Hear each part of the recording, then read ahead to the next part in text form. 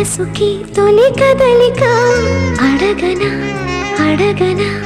అతడిని మెల్లమెల్లగా